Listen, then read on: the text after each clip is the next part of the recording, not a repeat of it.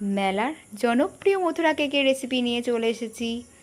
একটা বড় বাটির মধ্যে 1 বাটি দই দিয়ে দিয়েছি। দইয়ের মধ্যে আমি 1 চামচ বেকিং পাউডার দিয়ে দিয়েছি।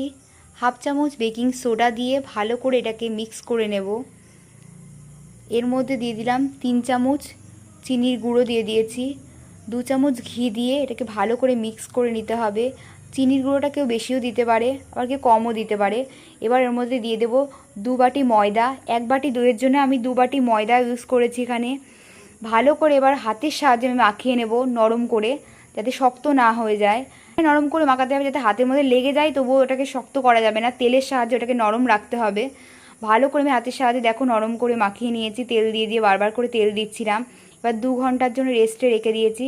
2 ঘন্টা পর ওটাকে খুলে নিয়ে ভালো করে তেল দিয়ে আবারও মাখিয়ে নিলাম। ভালো করে মাখিয়ে নিয়ে এবার কাজু কিশমিশটাকে একটু ভেঙে ভেঙে নিয়েছি, গুঁড়ো করে নিয়েছি। নিয়ে ওটার মধ্যে ভালো করে আরও ভালো করে মেখে নিয়ে এইবার আমি হাতের সাহায্যে, হাতের মধ্যে তেল মাখিয়ে নিয়ে হাতের সাহায্যে গোল গোল করে মথুরা কেকের শেপটা দিয়ে নিলাম। দেখো তোমরা কীভাবে করছি, আমি মথুরা কেকের মতো শেপটা দিয়ে নিয়েছি।